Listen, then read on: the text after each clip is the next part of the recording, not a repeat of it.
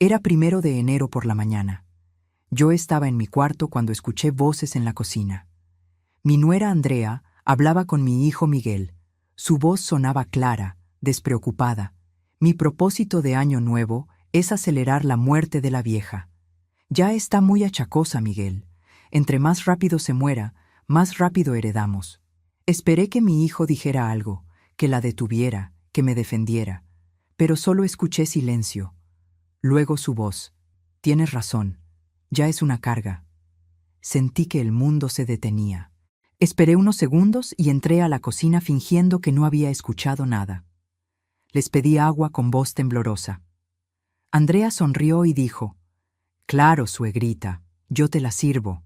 La vi ir al fregadero, llenar el vaso y luego voltear para que no la viera. Pero yo sí vi.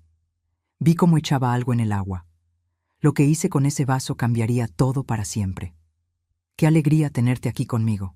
Si estás viendo este video, te pido con mucho cariño que te suscribas al canal. Por favor, necesitamos mucho alcanzar 10.000 suscriptores. ¿Puedo contar con su ayuda?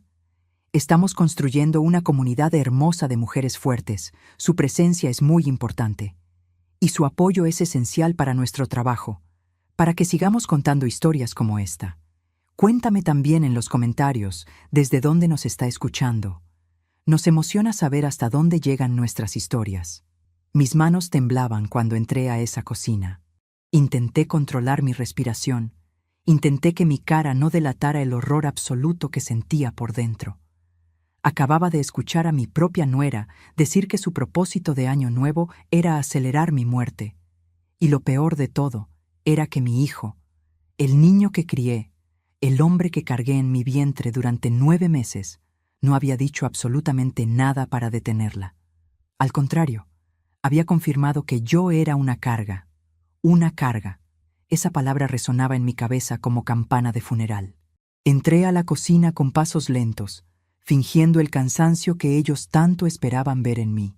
Andrea estaba junto a la estufa preparando el desayuno, su delantal rosa perfectamente limpio, su cabello recogido en una coleta impecable. Miguel estaba sentado en la mesa del comedor que daba a la cocina, mirando su teléfono celular con esa indiferencia que se había vuelto su postura habitual hacia mí. Ninguno de los dos pareció sobresaltarse cuando entré. De hecho, Andrea se volteó con una sonrisa tan dulce que habría engañado a cualquiera que no supiera lo que acababa de decir minutos antes. «Buenos días, suegrita», dijo con voz melosa. ¿Descansó bien? Yo apenas podía procesar que esa misma boca que me sonreía con aparente cariño acababa de pronunciar mi sentencia de muerte. Tragué saliva y forcé mi propia sonrisa. «Sí, hija, gracias», respondí, sintiendo cómo esa palabra hija me quemaba la garganta. Luego miré a Miguel, esperando alguna señal de remordimiento, algún indicio de que todavía quedaba algo de mi hijo en ese hombre sentado frente a su teléfono. Pero él ni siquiera levantó la vista. «Disculpen», dije con voz que intenté hacer sonar frágil. «¿Me dan un vaso de agua? Me siento un poco mareada». Andrea respondió inmediatamente, como si hubiera estado esperando esa oportunidad. «Claro, suegrita, ahora mismo te la traigo. Siéntate, no hagas esfuerzos». Su preocupación sonaba tan genuina que por un segundo casi dudé de lo que había escuchado. Casi. Me senté en una de las sillas del comedor, justo donde podía observar cada uno de sus movimientos. La vi caminar hacia el fregadero con pasos ligeros, casi alegres. Tomó un vaso del gabinete, uno de vidrio transparente, y abrió la llave del agua. El sonido del agua corriendo llenó el silencio incómodo de esa cocina. Miguel seguía con su teléfono, completamente ajeno o completamente cómplice. No sabía cuál era peor. Andrea llenó el vaso hasta la mitad y entonces hizo algo que confirmó todas mis peores sospechas. Se volteó ligeramente, dándome la espalda, pero yo podía ver su reflejo perfecto en la ventana que estaba sobre el fregadero. La luz de la mañana entraba por esa ventana y convertía el vidrio en un espejo natural. Vi con absoluta claridad cómo metía su mano en el bolsillo de su delantal rosa. Vi cómo sacaba un frasquito pequeño, de vidrio marrón, del tipo que se usa para medicamentos. Vi cómo destapaba ese frasco con movimientos rápidos y precisos, movimientos que hablaban de práctica, de que esto no era la primera vez. Mi corazón latía tan fuerte que pensé que todos en esa cocina podían escucharlo. Andrea inclinó el frasco sobre el vaso y vi caer las gotas. 1, 2, 3, 4 gotas de un líquido transparente que se mezclaba instantáneamente con el agua. Ella guardó el frasco de vuelta en su bolsillo con la misma rapidez. Revolvió el agua con un dedo para asegurarse de que se mezclara bien, y luego se volteó hacia mí con esa sonrisa que ahora reconocía como pura maldad disfrazada de dulzura. «Aquí está, suegrita, bien fresquita», dijo mientras caminaba hacia mí con el vaso en la mano. Extendió su brazo y me ofreció ese vaso de muerte como si fuera un regalo. Mis manos temblaban cuando lo tomé, un temblor que ella probablemente interpretó como debilidad de mi edad, sin saber que era horror puro por lo que acababa de presenciar. Sostuve el vaso entre mis dedos y lo miré. Agua transparente, inocente a simple vista, pero cargada con algo que pretendía acabar con mi vida lentamente. Miguel finalmente levantó la vista de su teléfono y me observó. Había algo en sus ojos que no pude descifrar. ¿Era anticipación? ¿Era culpa? No lo sé. Solo sé que me observaba como se observa algo que está esperando que termine, que desaparezca, que deje de ocupar espacio. Llevé el vaso a mis labios con manos temblorosas. Vi cómo Andrea se ponía tensa, cómo se inclinaba ligeramente hacia adelante como conteniendo la respiración. Vi cómo Miguel dejaba de fingir que miraba su teléfono y fijaba sus ojos en mí completamente. Ambos me observaban con una intensidad que habría sido cómica si no fuera tan aterradora. Toqué el agua con mis labios. Apenas los mojé, fingiendo que bebía un sorbo largo. Incliné el vaso como si estuviera tragando. Moví mi garganta para simular el movimiento de deglución, pero ni una gota de esa agua envenenada entró a mi boca. Bajé el vaso y me limpié los labios con el dorso de mi mano. «Gracias, hija», dije con voz que sonó más estable de lo que esperaba. Andrea sonrió ampliamente, una sonrisa de satisfacción que me hizo sentir náuseas. «De nada, suegrita». «¿Se siente mejor?», asentí lentamente. «Sí, pero creo que voy a ir a mi cuarto a descansar un rato. Me siento muy cansada». Andrea prácticamente radiaba felicidad. «Sí, suegrita, descanse. A su edad es normal estar cansada. El cuerpo ya no responde como antes».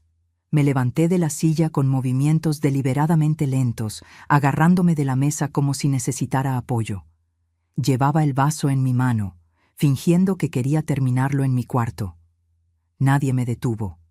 Nadie ofreció ayudarme a caminar. Simplemente me observaron salir de esa cocina con la misma indiferencia con la que habían planeado mi muerte. Caminé por el pasillo hacia el cuarto de huéspedes, donde me quedaba cuando visitaba a mi hijo. Cada paso que daba sentía como si estuviera caminando en una pesadilla de la que no podía despertar. Mi hijo. Mi único hijo. El niño que amamanté, que cuidé cuando tuvo fiebre, que abracé cuando tuvo miedo, que defendí contra todo el mundo. Ese niño ahora era un hombre que quería que yo muriera. Y no de forma rápida, no. Querían que muriera lentamente, envenenada, mientras ellos fingían preocupación y esperaban su herencia. Entré al cuarto y cerré la puerta con el seguro puesto. Mis piernas cedieron y tuve que sentarme en la cama antes de caer. El vaso todavía estaba en mi mano. Ese vaso con agua envenenada que se suponía debía matarme. Lo sostuve frente a mis ojos y lo observé bajo la luz que entraba por la ventana. Se veía tan normal, tan inofensivo. Pero yo sabía la verdad. En ese vaso había intención de asesinato. En ese vaso había la codicia de 2 personas que valoraban 11,5 millones de pesos más que mi vida. Mis manos temblaban violentamente ahora que estaba sola, ahora que no tenía que fingir fortaleza. Lloré en silencio, lágrimas calientes rodando por mis mejillas mientras sostenía ese vaso de muerte. Pero entonces, en medio de mi dolor, en medio de mi traición, algo cambió dentro de mí. Una chispa de rabia se encendió. Una determinación férrea comenzó a reemplazar el shock. No iba a morir. No les iba a dar ese placer. No iba a permitir que se quedaran con el dinero que mi esposo y yo trabajamos toda la vida para conseguir. No iba a dejar que mis nietos quedaran en manos de asesinos. Me levanté de la cama y busqué en el armario un frasco vacío que había guardado, uno de esos frascos de vidrio donde venían las vitaminas que tomaba. Lo lavé rápidamente en el pequeño lavabo del cuarto y con mucho cuidado, con manos que todavía temblaban pero con propósito firme, vertí el agua envenenada en ese frasco. No desperdició ni una gota.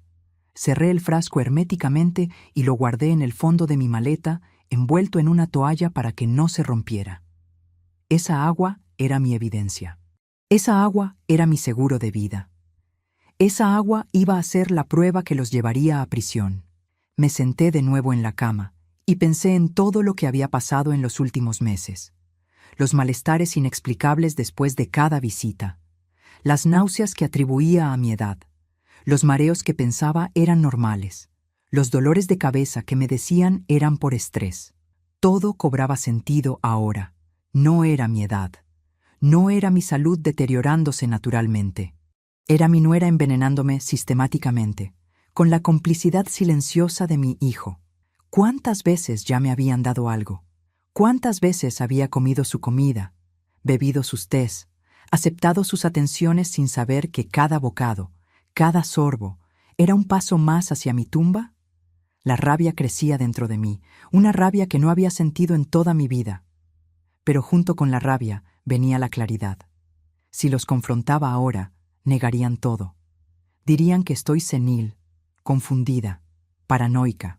Mi palabra contra la de ellos. El frasco con agua no sería suficiente. Podrían decir que yo misma puse algo ahí, que mi mente ya no funcionaba bien. Necesitaba más. Necesitaba evidencia irrefutable. Necesitaba un plan. ¿Qué piensas que hice con esa evidencia? ¿Crees que los confronté inmediatamente? ¿O será que decidí jugar su propio juego? Lo que viene a continuación te va a sorprender más de lo que imaginas. Me llamo Elvia y tengo 65 años. Soy viuda desde hace 4 años, desde que mi esposo Alfonso perdió su batalla contra el cáncer de pulmón. Alfonso fue un hombre trabajador, honesto, que dedicó su vida entera a construir un patrimonio para nuestra familia. Cuando murió, me dejó la casa donde vivíamos juntos, una casa hermosa de 3 recámaras, en un buen vecindario que hoy vale 6 millones de pesos. También me dejó un terreno comercial que habíamos comprado hace 20 años como inversión y que ahora vale 4 millones de pesos. Sus ahorros y las pólizas de seguro sumaban 1,5 millones de pesos más. En total, 11,5 millones de pesos. Era un patrimonio que Alfonso y yo construimos con sacrificio, con años de trabajo duro, con decisiones inteligentes y ahorro constante. Miguel es mi único hijo. Tiene 41 años y desde pequeño fue un buen niño, estudioso, respetuoso, cariñoso. Creció siendo mi orgullo, mi razón de vivir después de que Alfonso pasaba tantas horas trabajando. Cuando se casó con Andrea hace 8 años, yo estaba feliz. Pensé que había encontrado una buena mujer, una compañera que lo haría feliz. Andrea venía de una familia humilde, muy humilde. Eso nunca me importó. Lo que importaba era que amara a mi hijo. Tienen 2 hijos, Sebastián, que ahora tiene 6 años, e Isabela, que tiene 4. Mis nietos son mi adoración, mi luz en estos años de viudez. Pero algo cambió en Miguel después de casarse con Andrea. Al principio fue sutil. Pequeños comentarios sobre cómo Alfonso y yo habíamos tenido suerte con nuestras inversiones. Preguntas sobre cuánto valía la casa, el terreno. Yo lo atribuía a curiosidad normal, a interés por el patrimonio familiar. Hace 2 años el negocio de Miguel quebró. Él había puesto una distribuidora de materiales de construcción y por malas decisiones o mala suerte, no lo sé, terminó cerrando con muchas deudas. Vinieron a pedirme ayuda, 500,000 pesos para saldar lo más urgente. Yo se los di sin pensarlo 2 veces. Era mi hijo, mi única familia. Nunca me devolvieron ese dinero. Después de eso, Comenzaron las sugerencias. Andrea principalmente, pero Miguel la secundaba siempre. Me decían que mi casa era muy grande para mí sola, que era peligroso a mi edad vivir sin compañía, que debería considerar vender y mudarme con ellos. Yo me negaba cada vez. Esa casa era mi hogar, el lugar donde había vivido con Alfonso, donde habíamos criado a Miguel, donde cada rincón tenía un recuerdo. No iba a venderla. Andrea cambió entonces. Se volvió más fría, más calculadora. Comenzó a usar esa palabra que me dolía cada vez que la escuchaba. Achacosa. Me decía que yo estaba muy achacosa, que a mi edad era normal, que debía aceptar mis limitaciones. Cada visita venía acompañada de comentarios sobre mi salud, sobre cómo me veía más cansada, más débil, más vieja. Hace 3 meses comencé a sentirme mal después de cada visita que les hacía. Náuseas que duraban días, dolores de cabeza intensos, mareos que me hacían tambalear. Fui al médico y me hicieron estudios. Los resultados mostraban niveles extraños en mi sangre, pero nada concluyente. El doctor me pidió más estudios que tardarían semanas en tener resultados. Mientras tanto, yo seguía visitando a mi hijo cada semana porque no quería perder contacto con mis nietos.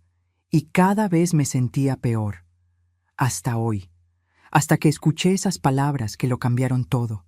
Mi propósito de año nuevo es acelerar la muerte de la vieja. Ahora todo tenía sentido. Los malestares no eran mi edad. Era Andrea envenenándome lentamente mientras mi hijo observaba en silencio, esperando su herencia. Si te está gustando esta historia, por favor, asegúrate que ya estás suscrita al canal. Necesitamos mucho alcanzar 10,000 suscriptores. ¿Puedo contar con su apoyo a nuestro trabajo? Pasé el resto de ese día en mi cuarto fingiendo que dormía. Escuchaba a Andrea y Miguel moverse por la casa. Escuchaba las risas de mis nietos jugando en la sala. Escuchaba la vida continuar como si nada, mientras yo procesaba el horror de saber que mi propia familia quería matarme. Cuando cayó la noche y la casa se quedó en silencio, saqué mi teléfono celular y busqué el número de la doctora Silvia Méndez. Ella había sido amiga de Alfonso durante años y después de su muerte se había convertido en mi médica de confianza. Marqué su número personal, el que me había dado para emergencias. Contestó después de 3 tonos. «¿Elvia? ¿Estás bien? Son las 11 de la noche». Su voz sonaba preocupada y adormilada. «Silvia, necesito hablar contigo. Es urgente». Le conté todo, cada palabra que había escuchado, cada detalle de lo que vi en esa cocina, el agua envenenada que ahora guardaba como evidencia. Hubo un silencio largo del otro lado de la línea. «Elvia, esto es muy grave. Tienes que llamar a la policía inmediatamente». Yo ya había pensado en eso durante horas. «No puedo. Si los llamo ahora, ellos negarán todo. Dirán que estoy confundida, que mi edad me hace ver cosas que no existen. Necesito más evidencia, evidencia que no puedan negar». Silvia protestó. «Pero Elvia, es peligroso. Si siguen intentándolo». La interrumpí con determinación. «Voy a fingir que el veneno está funcionando. Voy a simular que me estoy poniendo cada vez más enferma. Y mientras ellos creen que su plan funciona, voy a documentar todo. Cada intento, cada conversación, cada detalle». Silvia respiró profundo. «Eso es muy arriesgado. Lo sé, pero necesito tu ayuda. Necesito que me hagas estudios falsos, estudios que muestren que estoy muy enferma, que mi salud está deteriorándose rápidamente. Ellos tienen que creer que lo están logrando». Hubo otro silencio largo. Finalmente, Silvia accedió. «Está bien, pero con condiciones. Vas a venir a mi consultorio cada semana para revisiones reales. Voy a analizar esa agua que guardaste para saber exactamente qué te están dando, y al primer signo de peligro real, llamamos a la policía». Acepté sus condiciones. 2 días después, el 3 de enero, volví a mi casa con el frasco de agua escondido en mi bolsa. Lo primero que hice fue llevarlo al consultorio de Silvia. Ella lo envió a analizar a un laboratorio de confianza, uno donde trabajaba un colega que podía hacer pruebas discretas. Los resultados tardaron 1 semana. Cuando Silvia me llamó para darme los resultados, su voz sonaba tensa. Elvia, siéntate. Es arsénico. Están usando arsénico en dosis pequeñas. Es perfecto para un envenenamiento lento porque los síntomas se parecen a enfermedades comunes en personas mayores. Nadie sospecharía. Sentí un escalofrío recorrer mi cuerpo. Arsénico. Mi nuera me estaba envenenando con arsénico y mi hijo lo sabía. Silvia continuó. Con estas dosis, en unos meses, tu cuerpo colapsaría. Parecería muerte natural por complicaciones de edad. El plan perfecto. Pero no iba a ser perfecto, porque yo lo sabía. Y ahora tenía evidencia científica. Durante las siguientes 2 semanas comencé mi actuación. Llamé a Miguel diciéndole que no me sentía bien, que estaba teniendo mareos constantes. Él sonaba preocupado en el teléfono, una preocupación que ahora reconocía como falsa. «Mamá, ¿quieres que vayamos a verte?» «No, hijo, estoy bien, solo un poco cansada». Pero 3 días después les pedí que fuera a visitarlos porque me sentía muy sola. Cuando llegué a su casa, me aseguré de verme débil. Caminaba más lento, me apoyaba en las paredes, tosía frecuentemente. Andrea me recibió con esa sonrisa dulce que ahora me provocaba náuseas. «Suegrita, qué gusto verla, pero la veo muy pálida». «¿Se siente bien?», negué con la cabeza débilmente. «No, hija, me siento muy mal. No sé qué me pasa». Vi el brillo en sus ojos, ese brillo de satisfacción apenas contenida. «Siéntese, suegrita. Le voy a preparar un té que le va a caer muy bien». Observé cada movimiento mientras preparaba ese té en la cocina. La vi sacar su frasquito del bolsillo del delantal, las mismas gotas cayendo en la taza humeante. Cuando me lo trajo, lo acepté con manos temblorosas. «Gracias, hija. Eres tan buena conmigo». Bebí el té lentamente mientras conversábamos, o más bien, mientras Andrea hablaba y yo asentía. Pero cada sorbo que fingía tomar lo escupía discretamente en un pañuelo que tenía en mi regazo. Cuando terminé, o cuando aparenté terminar, le pedí usar el baño. Una vez ahí, vertí el contenido del pañuelo mojado en una pequeña botella de plástico que había llevado en mi bolsa. Más evidencia. Hice esto durante 3 semanas. Cada visita me veía más débil, más enferma. Andrea me preparaba té, sopas, jugos, siempre con esa sonrisa dulce, y yo siempre encontraba la forma de no consumir nada, pero de guardar muestras. Tenía ya 6 frascos y botellas etiquetados con fechas y horas. Silvia los analizaba todos. Todos contenían arsénico. En la 4ª semana llamé a Miguel con voz muy débil, casi inaudible. «Hijo, necesito decirte algo importante». «¿Qué pasa, mamá? Te escuchas muy mal». Fui al doctor, me hicieron muchos estudios. Hice una pausa dramática, escuchando cómo él contenía la respiración. «Dice que mi corazón está fallando, que mi cuerpo está muy débil, que tal vez no me quede mucho tiempo». Silencio del otro lado. Luego escuché la voz de Andrea en el fondo, preguntando con urgencia apenas contenida. «¿Ya se va a morir?». Miguel no la calló. No le dijo que bajara la voz. No mostró ningún shock por esa pregunta tan cruel. Simplemente respondió a mi noticia. «Mamá, no te preocupes, vamos a cuidarte. Todo va a estar bien». Colgué el teléfono y lloré. No lloré por la enfermedad falsa. Lloré por la traición real. Lloré por el hijo que había perdido, por el hombre en quien se había convertido, por los años de amor que aparentemente no significaban nada comparados con 11,5 millones de pesos. La 5ª semana de mi plan, a finales de enero, llamé a Miguel de nuevo. «Hijo, necesito que vengas. Necesito arreglar mis papeles legales». Llegaron en menos de 2 horas. Eso me dijo todo lo que necesitaba saber sobre sus prioridades. Cuando entraron a mi casa, me aseguré de verme peor que nunca. Había usado maquillaje para hacer mi piel más pálida, ojeras más pronunciadas. Estaba en cama, con respiración trabajosa. Andrea y Miguel se sentaron a mi lado. «Mamá, ¿qué necesitas?», preguntó Miguel con esa preocupación falsa que me partía el corazón. «Quiero hacer mi testamento, antes de que sea demasiado tarde, antes de que ya no pueda pensar con claridad». Vi cómo Andrea y Miguel intercambiaban miradas. Había emoción apenas contenida en sus ojos. «Claro, mamá. Es lo correcto», dijo Miguel. Llamé al notario Rodrigo Santos, un amigo de Alfonso que conocía mi situación real. Él estaba ayudándome con mi plan.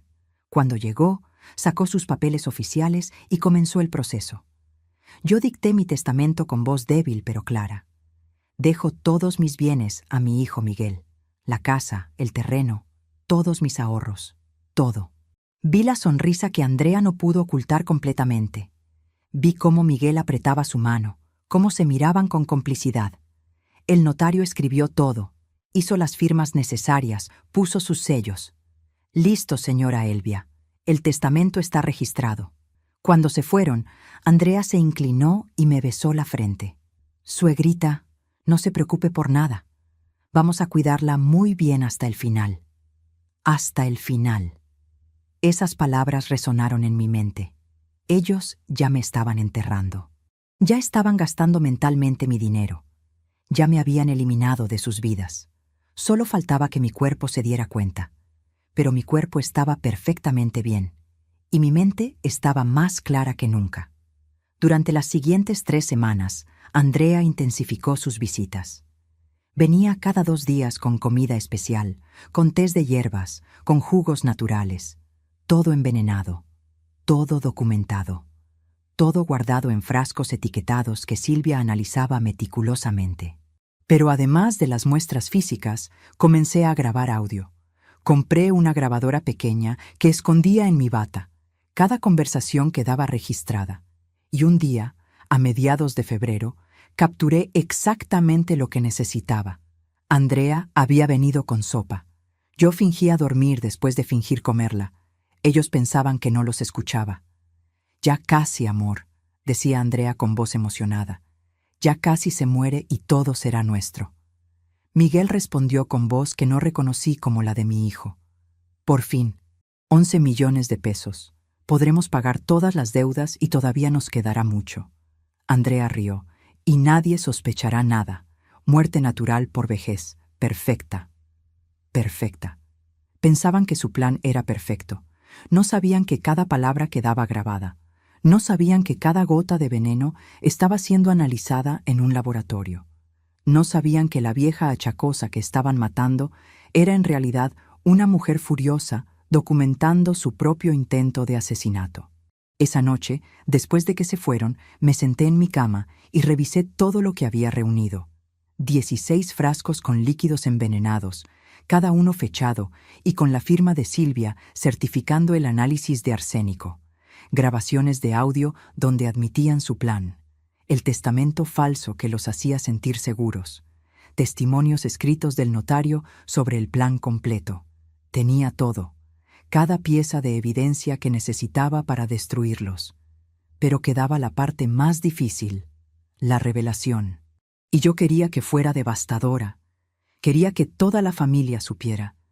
Quería que no hubiera forma de que escaparan de las consecuencias. ¿Crees que llamé a la policía en ese momento? ¿O será que planeé algo mucho más impactante? Espera a escuchar lo que hice, porque la justicia que busqué fue más dulce de lo que podrías imaginar. 14 de febrero, día de San Valentín. Decidí que ese sería el día perfecto para resucitar de entre los muertos. Durante las últimas semanas había estado coordinando todo con Silvia y con Rodrigo el notario, pero también había hecho llamadas a otros miembros de mi familia, a mis 2 hermanas, Lucía y Patricia, a mis sobrinos, a mis primos. Les dije que mi salud estaba muy grave, que los doctores me daban pocos días de vida, que por favor vinieran a despedirse. No les conté sobre Andrea y Miguel. No todavía. Quería que todos estuvieran presentes para lo que vendría. La mañana del 14, llamé a Miguel con voz apenas audible. «Hijo, estoy muy mal. No creo que pase de hoy. Por favor, ven». Escuché el pánico en su voz. Un pánico que ahora sabía no era por perderme, sino por miedo de que muriera antes de que el testamento estuviera completamente ejecutado. «Voy para allá, mamá. Ahora mismo». Colgué y me preparé.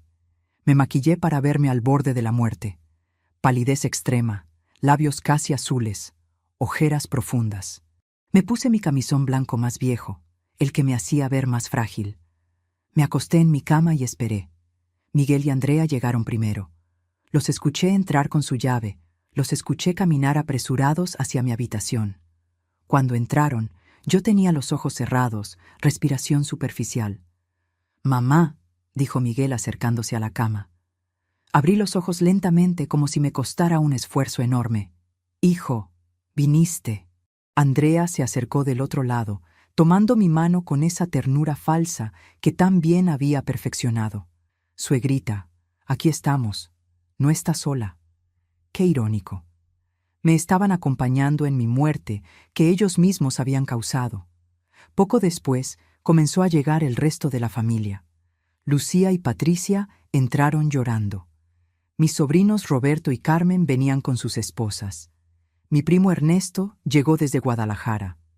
Todos se reunieron alrededor de mi cama, todos con caras de tristeza y shock. La habitación estaba llena de gente que me amaba, y 2 personas que querían verme muerta. «Llamé al padre Luis», dijo Lucía entre sollozos, «para que te dé la extremaunción». Asentí débilmente. Todo estaba saliendo según mi plan. El padre Luis llegó media hora después.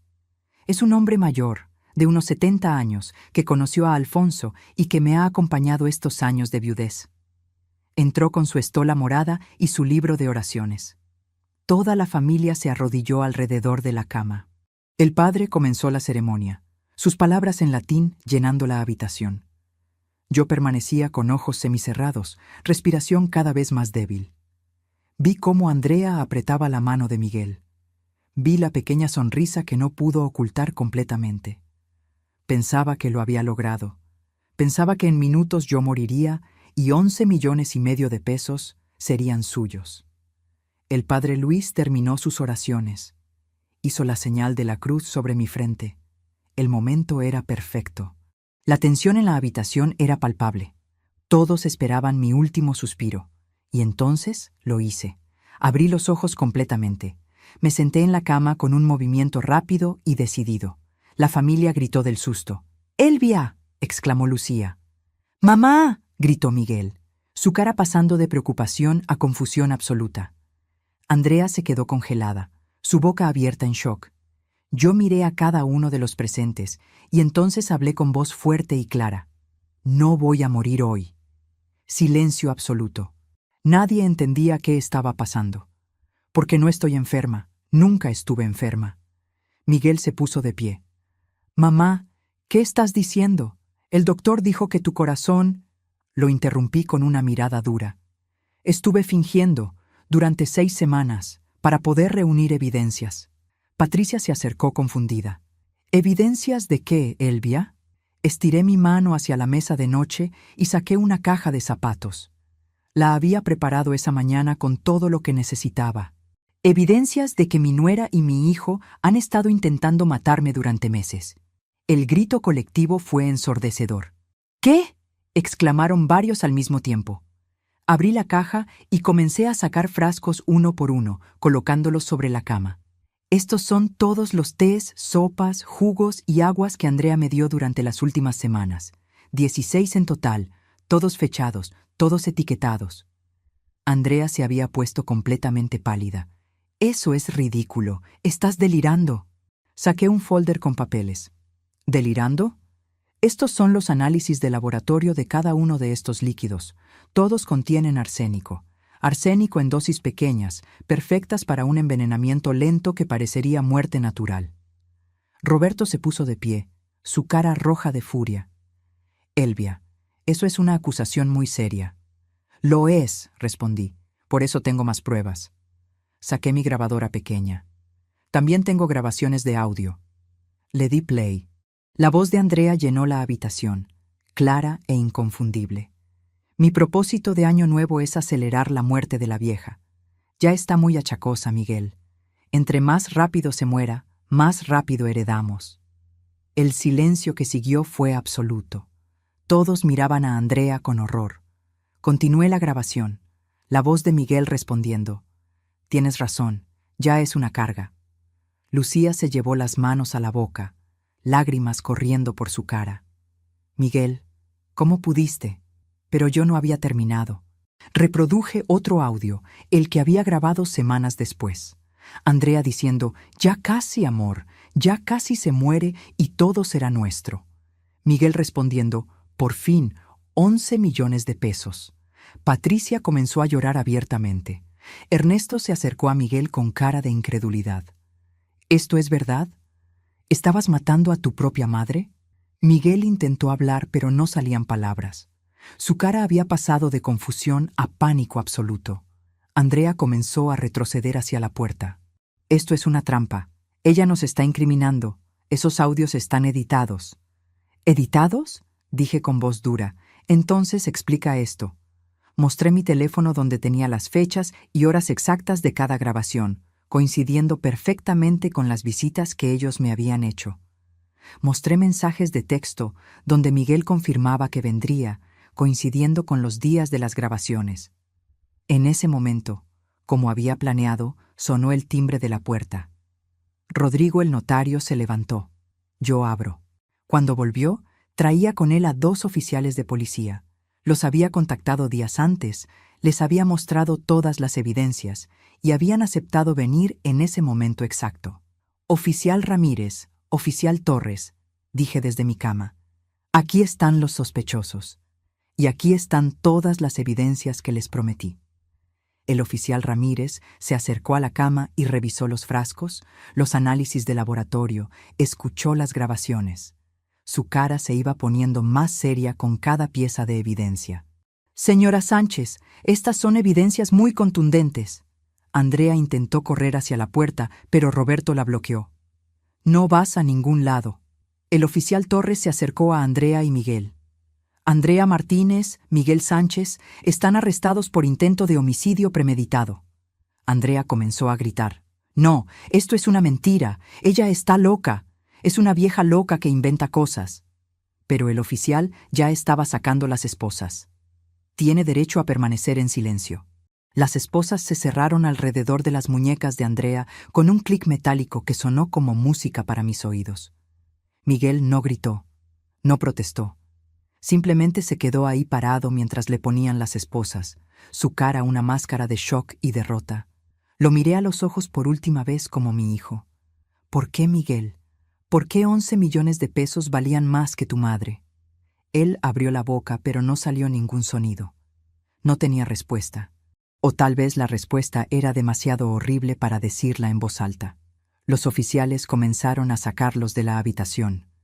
Andrea seguía gritando, maldiciendo, llamándome bruja y manipuladora.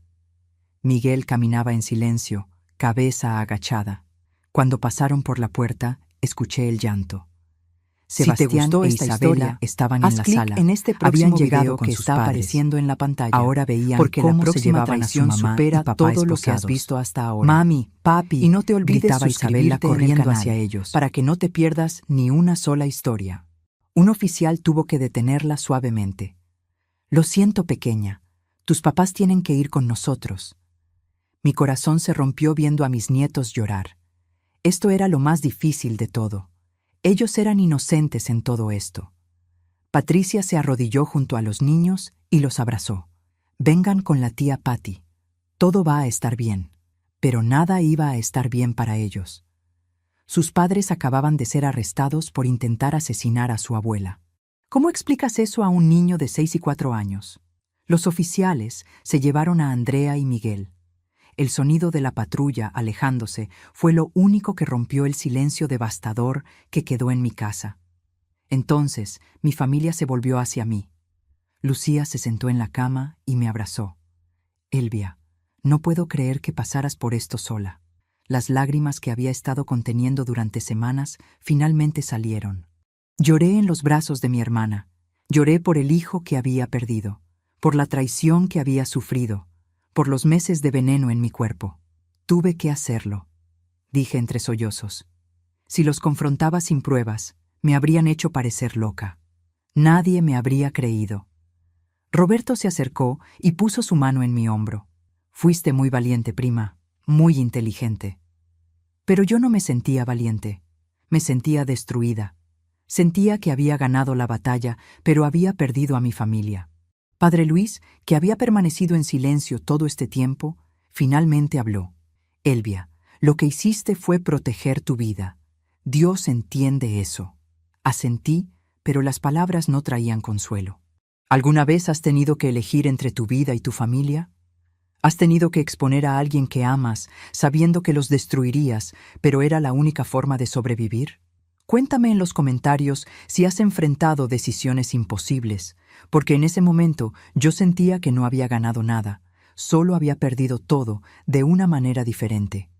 Los siguientes 3 meses fueron un infierno de procedimientos legales. Los análisis de laboratorio confirmaron sin duda que todos los líquidos contenían arsénico en cantidades suficientes para causar envenenamiento crónico y eventual muerte. La Fiscalía construyó un caso sólido con las grabaciones, los análisis y testimonios de Silvia y Rodrigo. Andrea contrató un abogado que intentó argumentar que yo había fabricado todo, que había puesto el arsénico yo misma en los líquidos para incriminarla. Pero la evidencia era demasiado contundente. Las fechas coincidían perfectamente. Las grabaciones eran verificables. Los análisis de sangre que Silvia me había hecho mostraban niveles elevados de arsénico que solo podían venir de exposición sostenida durante meses. En el juicio, que se llevó a cabo en abril, tuve que testificar.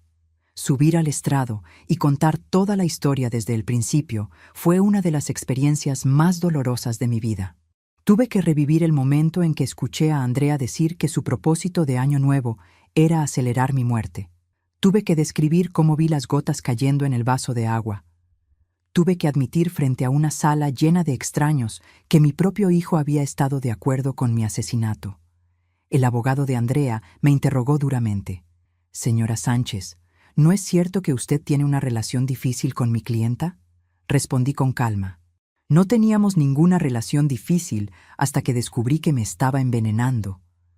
¿No es cierto que usted se oponía a que su hijo fuera feliz con ella? Me oponía a que me mataran por mi dinero. Eso es diferente. El juez tuvo que pedirle al abogado que reformulara sus preguntas. El testimonio de Silvia fue devastador para la defensa. Ella explicó en términos médicos exactamente qué habría pasado si yo hubiera continuado consumiendo el arsénico. La señora Sánchez habría experimentado falla orgánica múltiple en un período de 3 a 6 meses. Su muerte habría sido atribuida a complicaciones naturales de la edad. Un asesinato perfecto. Las grabaciones de audio fueron reproducidas en la sala del tribunal. Escuchar la voz de Andrea diciendo esas palabras terribles frente a un jurado, frente a reporteros, frente a extraños, fue surrealista. Vi las caras de horror de los miembros del jurado. Vi cómo algunos movían la cabeza con incredulidad. El caso contra Miguel era más complicado porque él técnicamente no había administrado el veneno. Pero su abogado no pudo explicar las grabaciones donde él claramente sabía del plan y lo apoyaba. No pudo explicar por qué nunca me advirtió, nunca me protegió, nunca llamó a la policía. Su silencio lo hacía cómplice. El veredicto llegó después de 2 días de deliberación. Culpable. Andrea fue encontrada culpable de intento de homicidio premeditado. Miguel fue encontrado culpable de complicidad en intento de homicidio. La sentencia vino una semana después. Andrea, 20 años de prisión. La jueza, una mujer de unos 50 años con cara seria, leyó la sentencia con voz firme. Andrea Martínez, usted planeó y ejecutó sistemáticamente el envenenamiento de una mujer de 65 años, vulnerable, que la consideraba parte de su familia. Lo hizo por codicia, por dinero, sin ningún remordimiento. Esta corte considera que usted representa un peligro para la sociedad. Andrea gritó cuando escuchó la sentencia. 20 años, mis hijos, mis bebés. Pero la jueza no mostró piedad.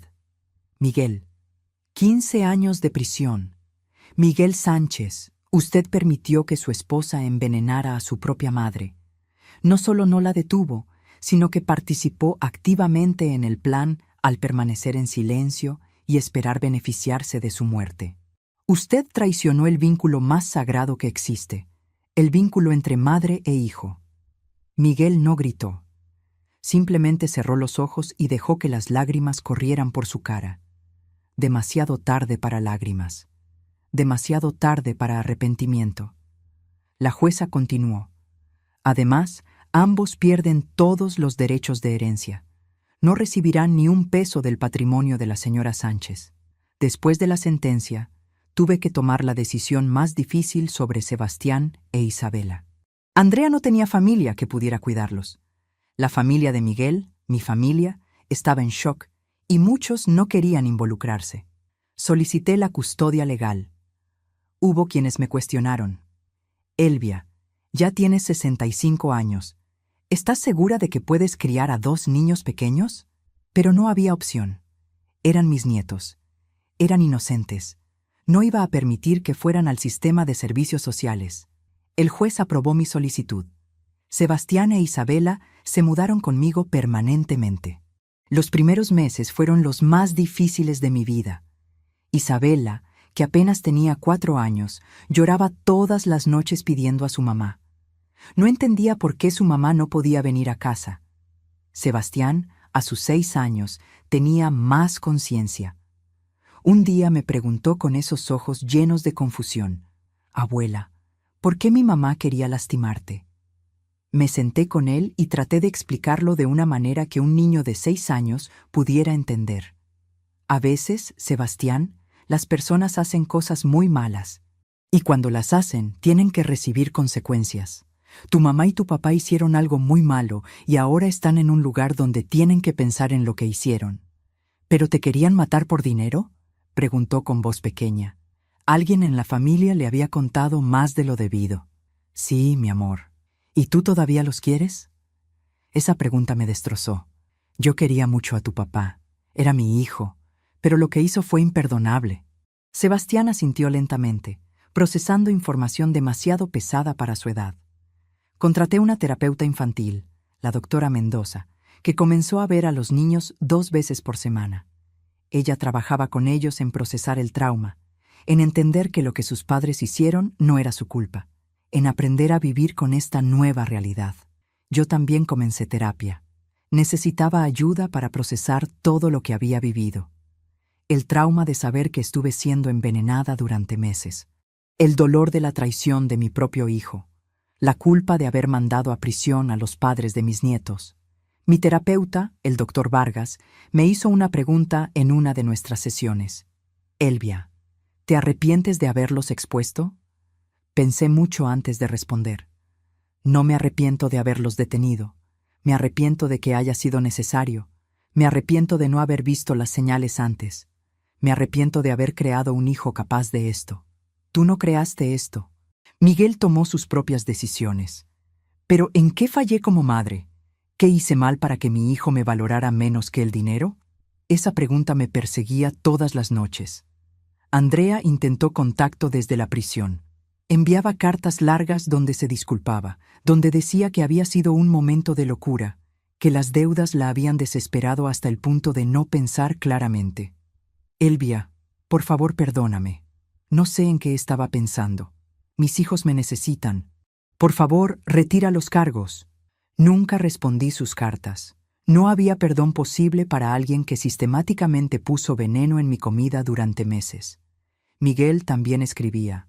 Sus cartas eran diferentes, más cortas, más llenas de vergüenza. Mamá, no espero que me perdones. Solo quiero que sepas que lo siento. Andrea me manipuló, me convenció de que era la única solución a nuestros problemas. Fui débil, fui un cobarde, pero nunca dejé de ser tu hijo. Leía sus cartas y lloraba, porque parte de mí, esa parte que lo había criado y amado durante 41 años, quería perdonarlo. Quería creer que mi hijo real todavía existía en algún lugar dentro de ese hombre que había permitido mi asesinato. Pero la parte racional sabía la verdad. Mi hijo había muerto mucho antes de ese 1 de enero. Había muerto cuando decidió que 11,5 millones de pesos valían más que mi vida. Lucía y Patricia me visitaban constantemente, ayudándome con los niños. Roberto venía los fines de semana a jugar con Sebastián. Carmen llevaba a Isabela a clases de ballet. Mi familia se unió para ayudarme a criar a estos niños que habían perdido a sus padres por la codicia y el egoísmo. Un año después del juicio, recibí una llamada de la prisión. Andrea estaba enferma, algo serio con su hígado. Querían saber si yo estaría dispuesta a visitarla. Dije que no. 2 meses después, Miguel pidió verme. Esta vez consideré la solicitud más tiempo. Finalmente acepté, no por él, sino porque necesitaba cerrar ese capítulo. La visita a la prisión fue en un día gris de marzo, 2 años después de la sentencia. El edificio era tan deprimente como imaginaba. Paredes grises, guardias serios, el sonido metálico de puertas cerrándose. Me llevaron a una sala de visitas donde Miguel ya esperaba. Cuando lo vi, casi no lo reconocí. Había envejecido 10 años en 2. Su cabello tenía muchas más canas. Su cara estaba demacrada. Sus ojos habían perdido esa chispa de vida. Nos sentamos uno frente al otro, separados por una mesa de metal. Por un largo momento, ninguno habló. Finalmente, él rompió el silencio. «Gracias por venir, mamá». No respondí. No sabía qué decir. «¿Cómo están Sebastián e Isabela?», preguntó con voz quebrada. «Están bien, en terapia, tratando de entender por qué sus padres prefirieron el dinero sobre todo lo demás». Miguel bajó la mirada. «Mamá, yo...» «¿Por qué, Miguel?», lo interrumpí. «¿Por qué 11,5 millones de pesos valían más que yo? Yo te di la vida, te crié, te amé incondicionalmente, les presté 500,000 pesos sin pedirles nada a cambio. ¿Y tu respuesta fue matarme?». Las lágrimas comenzaron a correr por su cara. Estábamos desesperados. Las deudas eran insoportables. Andrea decía que era la única forma, y yo fui tan débil que le creí. Que pensé que sería fácil, que nadie se daría cuenta, que podríamos vivir tranquilos con tu dinero. ¿Tranquilos? ¿Pensaste que podrías vivir tranquilo después de asesinar a tu madre? No pensé. Simplemente no pensé en nada más que en salir de las deudas. Lo miré a los ojos, buscando algún rastro del niño que había sido. ¿Sabes lo que es más triste, Miguel? No es que intentaras matarme. Es que lo hiciste lentamente. Cada visita, cada té, cada sopa, era otra dosis de veneno. Me mirabas sufrir y sonreías. Me veías debilitarme y te alegrabas. Eso no es desesperación. Eso es maldad pura. Miguel sollozaba ahora. Lo sé y no tengo excusa. He tenido 2 años para pensar en lo que hice. 2 años de ver tu cara cada vez que cierro los ojos. 2 años de escuchar tu voz diciendo mi nombre cuando entraste a esa cocina. Mamá, vivo en el infierno de lo que hice. Bien, dije con voz fría, porque yo viví en el infierno de saber que mi hijo me quería muerta. ¿Sabes qué es peor, Miguel? Que Isabela llora todas las noches pidiendo a su mamá, que Sebastián tiene pesadillas donde lo envenenan, que tus hijos inocentes, están pagando por tu codicia. ¿Puedo verlos? ¿Puedo hablar con ellos aunque sea por teléfono? No. Mi respuesta fue firme. Ellos necesitan sanar, necesitan crecer sin la influencia de padres que fueron capaces de cometer asesinato. Cuando cumplan 18, podrán decidir por sí mismos si quieren tener relación contigo. Pero eso es en 12 y 14 años. Yo saldré en 13 años. Nunca los veré crecer. Exactamente. Como yo nunca habría visto crecer si tu plan hubiera funcionado. El silencio se instaló entre nosotros nuevamente. Finalmente Miguel preguntó, ¿algún día podrás perdonarme? Pensé en esa pregunta, la misma que me había hecho a mí misma miles de veces. No lo sé, Miguel. Honestamente no lo sé. Parte de mí murió ese 1 de enero. La parte que confiaba, que creía en la familia, que pensaba que el amor era más fuerte que el dinero. Esa parte no sé si puede revivir. ¿Y el dinero? ¿Qué vas a hacer con él? ¿El dinero que tanto querían? Lo usé para criar a tus hijos, para pagar la mejor escuela privada, para terapeutas, para todo lo que necesitan. Y el resto lo puse en un fideicomiso que ellos recibirán cuando cumplan 25 años. ¿Y para mí? ¿Para Andrea? Para ustedes nada. 0, ni un peso. La jueza fue muy clara. Perdieron todos los derechos de herencia. Vi algo pasar por sus ojos. ¿Era decepción? ¿Todavía esperaba quedarse con algo del dinero incluso después de todo? Eso me dijo todo lo que necesitaba saber. «Me tengo que ir», dije levantándome. «Mamá, espera. ¿Volverás a visitarme?» Lo miré por última vez. «No, Miguel. Esta es la última vez que nos vemos. Necesito seguir adelante con mi vida. Necesito criar a tus hijos. Y necesito hacerlo sin el peso de verte, de recordar cada vez lo que me hiciste. Mamá, por favor». Pero ya estaba caminando hacia la puerta. El guardia me abrió y salí sin mirar atrás. Escuché a Miguel gritar mi nombre, pero no me detuve. Esa parte de mi vida había terminado. Los siguientes meses me enfoqué completamente en Sebastián e Isabela. Los matriculé en una escuela excelente donde recibían no solo educación académica, sino también apoyo emocional. Contraté una niñera de confianza, la señora Beatriz, que los cuidaba cuando yo necesitaba descansar. Porque criar niños a los 67 años no es fácil. Hay días en que mi cuerpo no responde como quisiera. Hay noches en que el cansancio es abrumador. Pero cuando Sebastián corre a abrazarme después de la escuela, cuando Isabela me muestra un dibujo que hizo para mí, cuando me llaman mamá abuela con esas vocecitas llenas de amor, sé que vale la pena. Un día, ya con 68 años, Isabela me preguntó algo que me dejó sin palabras. «Mamá abuela, ¿tú nos quieres?» «Claro que sí, mi amor. Los amo con todo mi corazón». «¿Más que al dinero?» Esa pregunta me partió el alma. Una niña de 6 años preguntándome si la quiero más que al dinero. Qué concepto tan horrible para que un niño tenga que considerar. Me arrodillé para quedar a su altura y la miré a los ojos. «Isabela, escúchame bien. Ustedes son lo más importante en mi vida. Todo el dinero del mundo no vale lo que ustedes valen. Sus padres se equivocaron. Ellos pensaron que el dinero era más importante que las personas.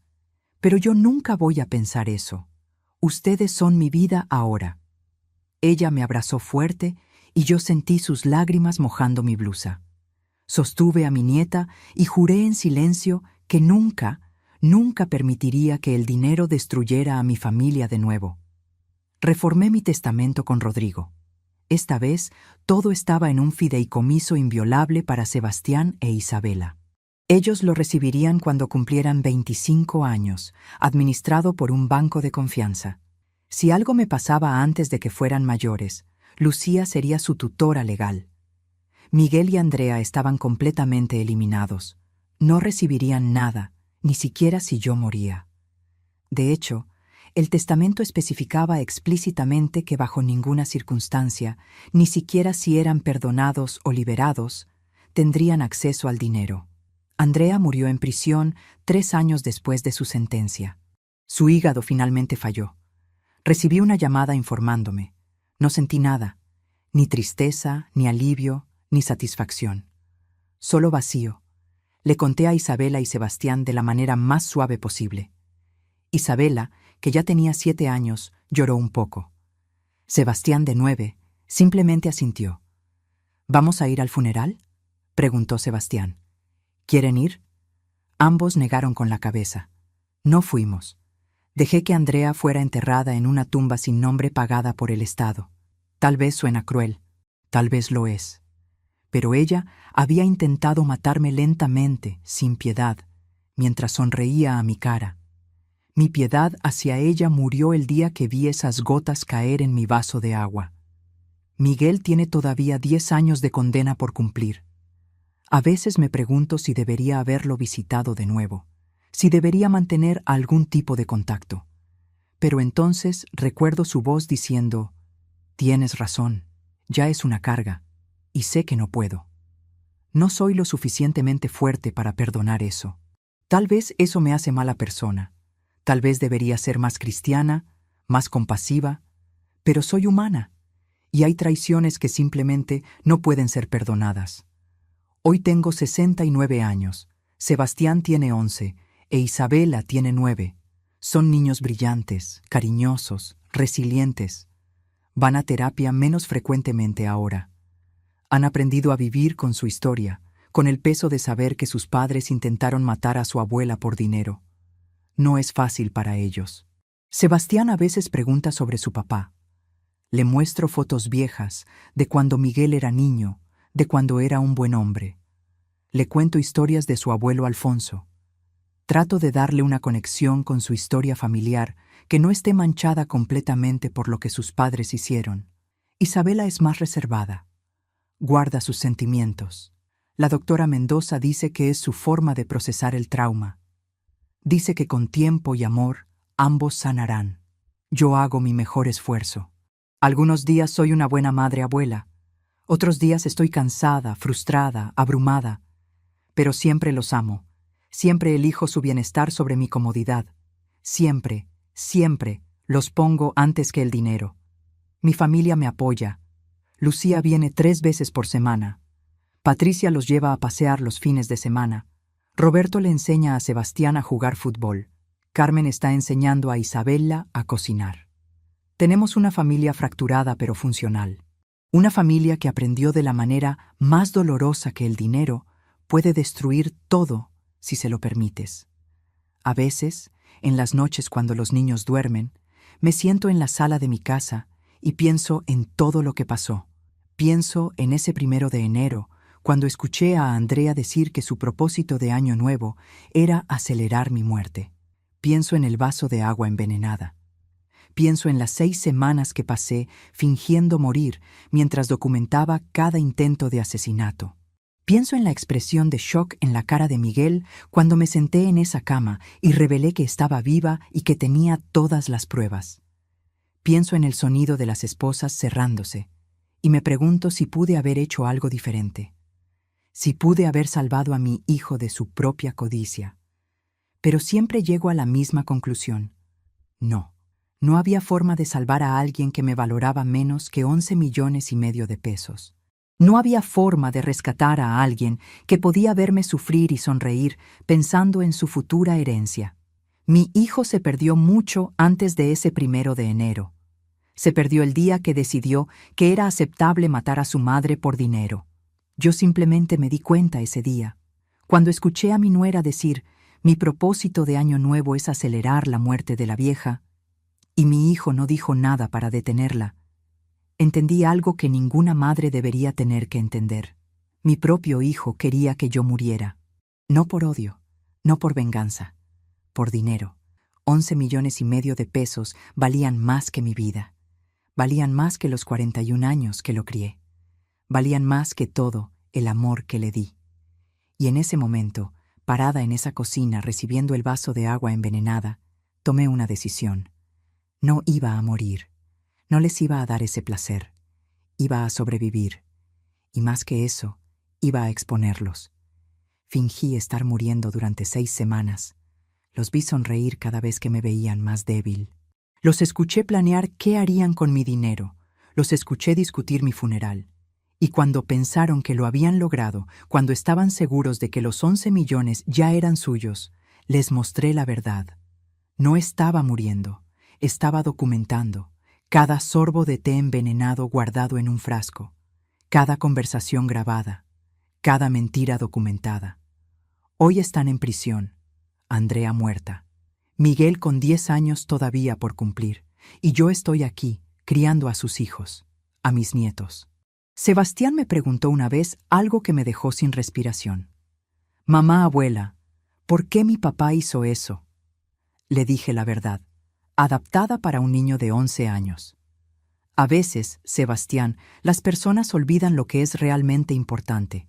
Piensan que el dinero puede resolver todos sus problemas y hacerlos felices. Pero el dinero solo es papel. Lo que importa son las personas que amas. ¿Y papá no te amaba? Esa pregunta casi me destruye. Yo creo que tu papá me amó una vez, pero dejó que otras cosas se volvieran más importantes que ese amor. Sebastián asintió, procesando. Yo nunca voy a hacer eso, mamá abuela. Yo siempre voy a amarte más que al dinero. Lo abracé fuerte, este niño que había perdido a sus padres por la codicia de ellos, pero que había aprendido la lección más importante, que las personas siempre, siempre valen más que el dinero. Perdí un hijo hace casi 4 años. pero gané una razón para seguir viviendo. 2 niños que me necesitan. Mi venganza no fue verlos en prisión. Mi venganza fue sobrevivir. Fue demostrar que esta vieja achacosa, como Andrea me llamaba, era más fuerte que su codicia. Fue quedarme con los 11,5 millones de pesos que tanto querían y usarlos para criar a los hijos que ellos abandonaron por ambición. Hoy tengo 69 años y planeo vivir muchos más.